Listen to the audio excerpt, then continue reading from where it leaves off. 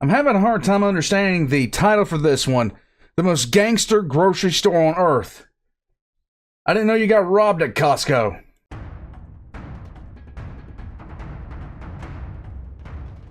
Guys, today we have something from the Fat Electrician in the Fat Files where he talks about businesses instead of times where America sat there and thumped somebody. In this particular instance, he's talking about Costco. I definitely want a Costco membership. If you hear shrieking in the background, that's because Pippa decided to go on a rampage, and now she's doing jail time. Jail time for the small pug. She's in lockup for right now, and she's very, very upset about that. War pugs. Fat Electrician talking about Costco. Didn't think I'd see that. Happy I am. We're going to jump right into this. We're going to talk about Costco. We're going to talk about how I've been saying we need to get a membership to Costco. And then we're going to go on from there. Buy in bulk. It's the way of the future. And the past. And every other way. Some people may ask why you need a pallet of toilet paper. I look back at people during the vid and ask them, where was yours? In any case, let's get into it. The only grocery store on the planet that makes almost no money from selling groceries, yet is somehow one of the most profitable grocery stores on the planet through nothing other than psychological tricks and magic. Today we're talking about Costco. We all know what Costco is because the members of Costco never shut up about Costco. They're just out there in the world roaming around, non-ironically wearing clothing from Costco's in-house brand, Kirkland, desperately waiting for anybody to ask them what Kirkland is so that they can inform and educate, preach the gospel to these non-believers that Kirkland is actually manufactured by name brand manufacturers and the products are cheaper and better than any other name brand product. And if that's not what they're up to, they're out there flashing their Costco membership card, trying to use it to get laid, and it's working a shocking amount of the time, apparently. And there's a good reason for that. Costco is selling all of its products at a net zero, meaning they don't make any money when they sell you something. In fact, some of their items, they even sell at a net loss, meaning the more they sell, the more money they lose. Yet somehow, they still manage to pay all their employees well above their competitors and have a net profit of over $6 billion a year. And I'm going to explain how that's even possible right after a word from our sponsor. This video is brought to you by Rocket Money, your all-in-one finance app that's going to help you cancel subscriptions, lower your monthly bills, and overall manage your money better. Rocket Money covers pretty much everything. They will let you monitor your credit score. They help you manage your budget by letting you see all of your expenses in one easy location. And then if you want them to, they can actually go in and help negotiate a lower price on some of your bills, like your cell phone, for example. And they don't just save you money by negotiating down some of your bills. They also help you identify and cancel a bunch of subscriptions that you probably didn't even know that you had. And this is my favorite part because me and my wife, mostly my wife, has a horrible habit of signing up for free trials on apps and then forgetting to cancel them. But luckily, Rocket Money's here to let me know that I've been spending $7.99 a month every month for the past 3 years on some photo editing app that my wife used one time for an Instagram post. Yeah, babe, what's up? How many guns did you buy this year? No comment. Wait, what? How do you even know I'm talking about you right now? Did you bug my office? A, don't worry about it. B, keep my name out of your mouth. All right. I gotta finish the ad. I gotta go. Love you. That could have went better. Anyways, if you want to control your finances today, go check out Rocket Money. I will have a link in the description down below. Let's get back to the video. Let's go. There's a baby monitor in my office. All right, so Costco. Our story begins in 1954 with a man by the name of Saul Price who convinces his mother-in-law to buy a warehouse as an investment property. However, mother-in-law wasn't a commercial real estate mogul and had no idea what to do with this warehouse. So Saul Price is like, you know what? Fine, I'll rent the warehouse from you and I'll put a business inside of it. Don't know what it's going to be yet, but I'll figure it out. He then stumbles across a brilliant business known as Fedco, which is essentially a large in-bulk grocery store that offers very, very cheap groceries to its members, and the only way that you could be a member of Fedco was to work for the federal government. So Saul Price approaches Fedco and is like, hey, you guys have a great business model. I've got a big empty warehouse. Let's partner together. We'll make this a Fedco also. It'll be great. Fedco is like, No, we're good. Yep. At which point Saul Price is like, okay, that's fine. Well, I'm just going to steal your business model because you can't patent selling groceries at a discount to members. So I'm going to open up my own equivalent of your store called Fed Mart. The only difference is instead of selling groceries cheap to members, I'm going to sell groceries really, really cheap to members. Like I'm almost not going to make money off of selling groceries, and I'm going to charge them a $2 membership fee. Okay, and this business model seems kind of weird, but it's actually genius. Okay, Leonardo da Vinci once said that simplicity is the ultimate form of sophistication, and that's what's going on with this business model. If you don't know, grocery stores are probably one of, if not the most competitive retail environments on the planet. The profit margins on food in grocery stores is so razor thin, it's crazy. And what FedMart has done with this business model is essentially said, I'm not going to compete in this highly competitive environment. I'm going to sell my groceries at net zero. I'm not going to make money. I'm just going to break even on everything I sell, and I'm going to make all my money off of charging a monthly subscription fee of $2 to let everybody shop at my grocery store where my stuff is the cheapest because I'm not making any money off of it. I have no profit margin there. So if the customers shop here enough, they're going to save enough money to offset their membership fee, saving money overall. I'm going to make money, and it's a win-win for everybody. In its first year of business, FedMart does 4 times its projected amount of profit, and they end up opening a bunch of more stores within a couple of more years all across the United States. Within 5 years, by 1959, FedMart goes public and continues to be outrageously successful. Fast forward to 1975, a German conglomerate company buys up the majority of the stocks in the stock market, and they assume control of FedMart. Now, these German investors assume control of the company, and naturally, they're like, wow, what a brilliant business strategy. It's so simple, it's physically painful. All I have to do is change nothing and rake in money. But you know, it'd be cooler if we re-German engineered the entire thing. I bet we could get 3% better performance if we made this like 1,000 times more complicated. So that's what they did. They German engineered the company. And by 1983, completely out of business and shut down. So Saul Price is like, I made a ton of money going public with my business. They ruined it. It's closed down. There's no other company like mine. I'm going to start the exact same company all over again. So he buys an empty aircraft hangar and starts Price Mart with the same exact business model. Oh, shit. Here we go again. Now, around the same exact time, Saul Price's old protege from FedMart, a guy by the name of Jim... Just keep it simple. Just keep it simple. Every single successful business that he's talking about here, that he's talked about in the Fat Files, has done one thing and one thing alone. Chick-fil-A. I'm going to make a chicken sandwich, and that's all I'm going to make. Like, oh my God. Stuff like this blows my mind. Trader Joe's. We're just going to shuffle people in a line, get them in and out. Cheap as all. Let's go. Costco. I'm just going to charge people a membership fee and sell it at cost. But then again, McDonald's has 17 new types of burgers this month. Senegal ended up opening up his own business with his business partner, a lawyer by the name of Jeff Brotman. And that business was Costco, that also had the exact same business model. So Costco and Price Mart end up being competitors for a little while, and then they eventually end up merging together and they form Price Costco, and then it just becomes Costco, and this is what we have today. And modern day Costco really hasn't changed their business model. They still run a net zero on almost all of their products, and they make 92% of all of their money off of membership fees. So if Costco wants to make more money, they have to A, maintain the members they have, and B, get more members. So how do you do that? You be competitive. You have the best prices, which, check, Costco already does because they run everything at a net zero. They're not making money. You can't get better prices than what Costco already has. Right. So what else can they do to improve their business? They have to make shopping there fun, and that's exactly what they do. Okay, and this is where the psychological warfare and magic comes into play, all right? Because the second you walk up to psychological warfare and madness is okay in business as long as you're not taking advantage of anybody. I'm just saying. Psychological warfare and magic, that is Disney. Or at least it was Disney until they got mental illness from slamming their head into a desk 15 million times asking, why did we buy Lucasfilms? To a Costco, you have to pull out your membership card, and on the back side of those Costco membership cards, it's literally a photo ID. Like, you're not getting into this exclusive club unless you are a member.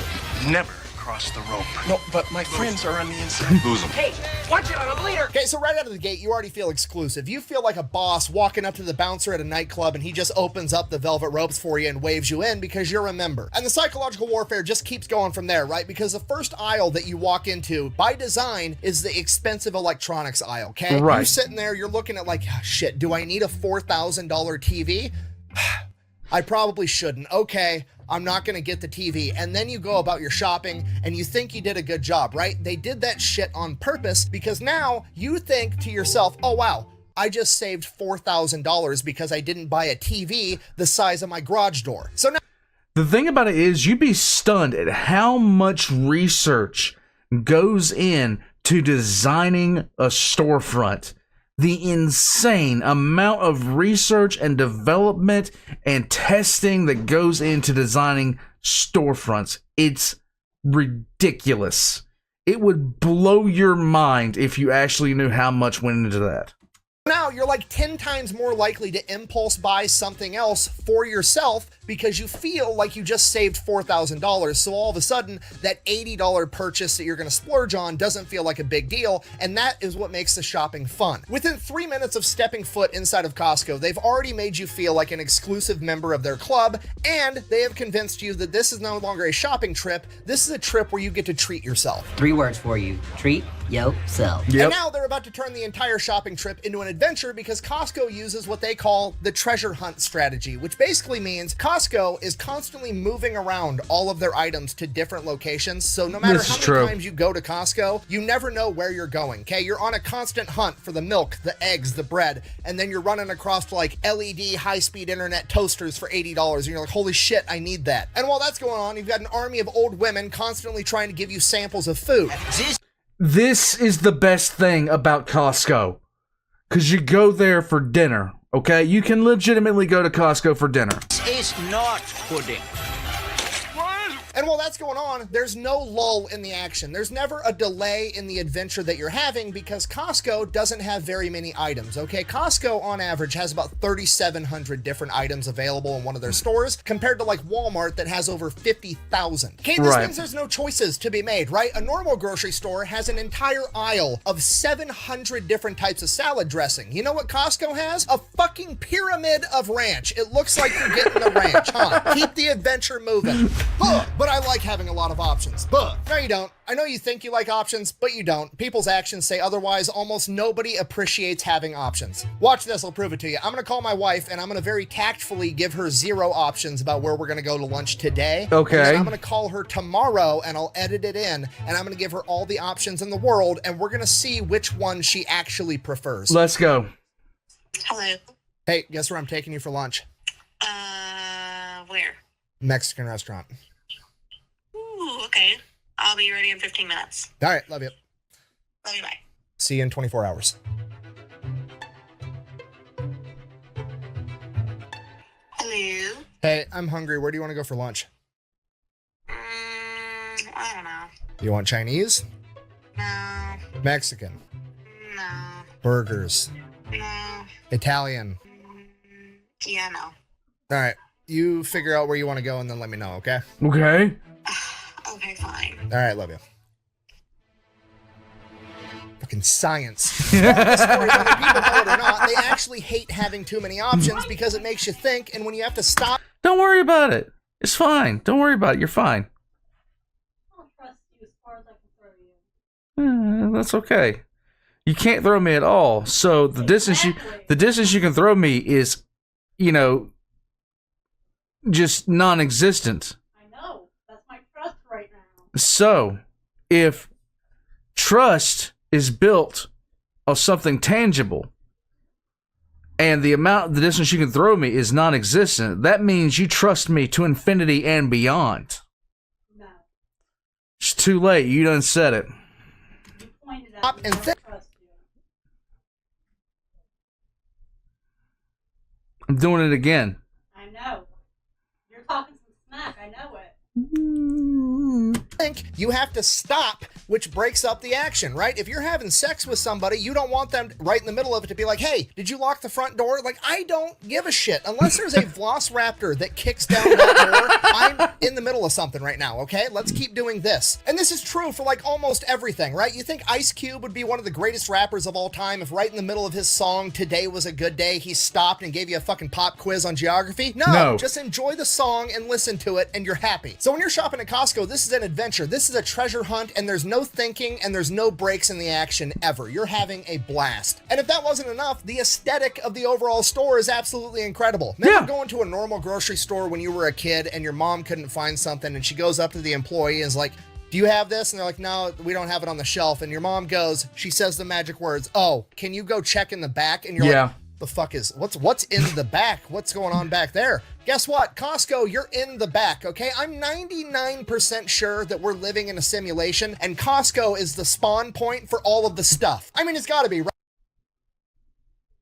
That's actually scary to think about, but it could be true. That and IKEA.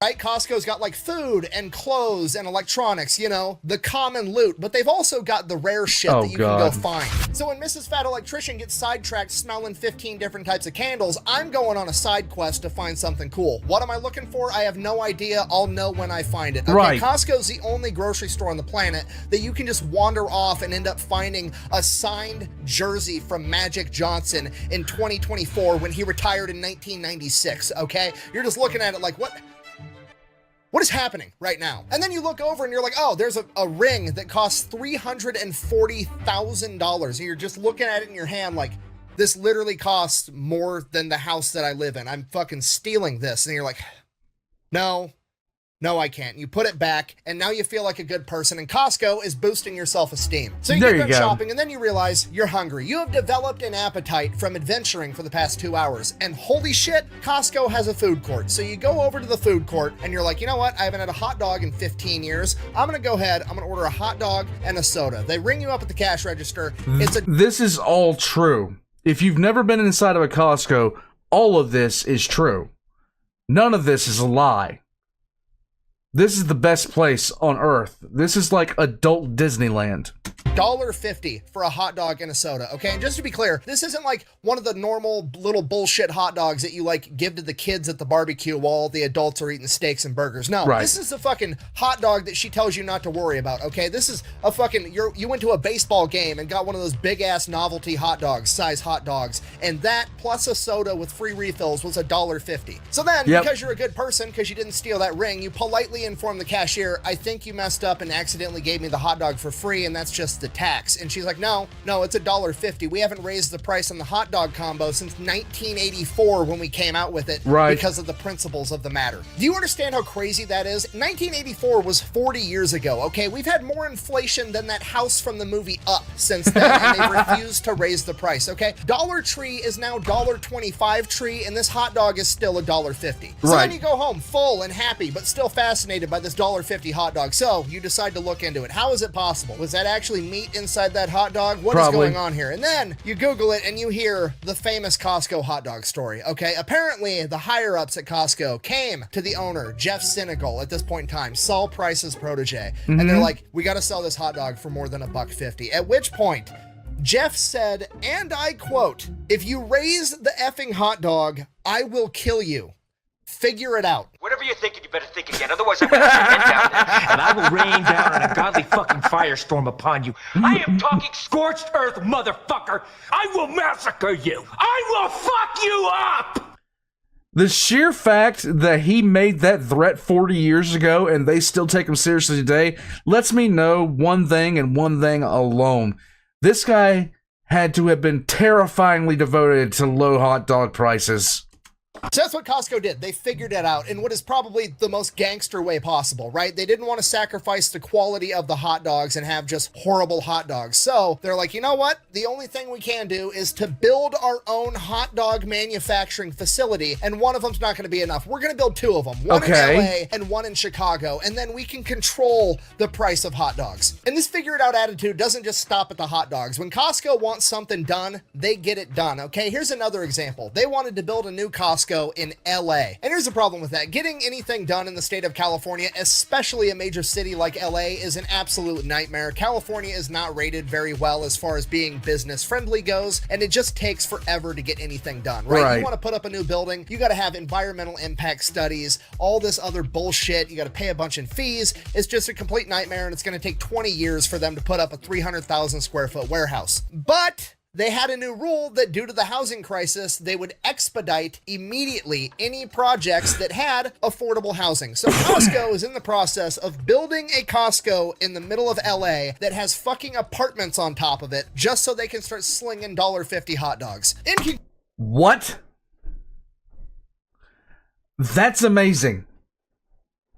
Conclusion, Costco is the most gangster grocery store on the planet. Their slogans are do the right thing and more is more, and that about covers it. Thank you for watching. Best way to support the channel is go buy some merch over at thefatelectrician.com, and from now until August 30th, every single item purchased out of my merch store, whether it's a sticker or a hoodie or a shirt or a beer koozie, is going to get you one entry to win a custom Steelhead Outdoors Fat Electrician gun cabinet. Dude. And second place is going to get a custom Steelhead Outdoors Fat Electrician pistol box. And third place is going to get a big care package from Wiley X, my favorite glasses company. So yeah, go buy some merch. Thank you for watching. Quack bang out.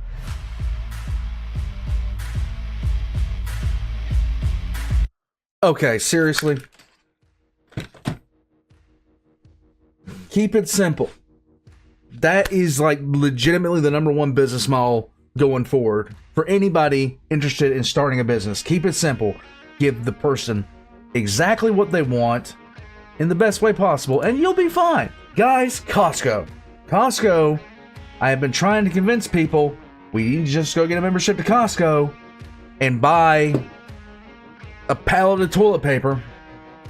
Won't have to spend all that much money. Eventually, I will be listened to about this. Until then, I will suffer. War Pugs, this is the Fat Electrician's Fat Files. They're awesome. You can tell that they're awesome. Okay? Definitely subscribe to Fat Electrician. Subscribe to me as well. I'm going to head out from here. And my wife is going to abuse me some. That's okay. She's angry all the time. We're actually pulling up the carpet in our bedroom right now. I didn't figure that out until she started pulling up the carpet in the bedroom. Help. And, yeah, hopefully this weekend I am going to start painting this room. Special thanks, as a matter of fact, to Daniel, because when you guys see me start to paint, he sent all the paint supplies, and I am massively thankful to you for that, Daniel.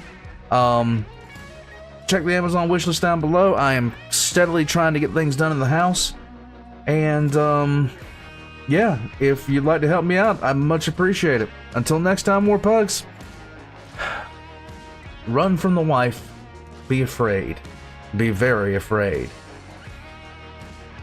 And now I want a $1.50 hot dog.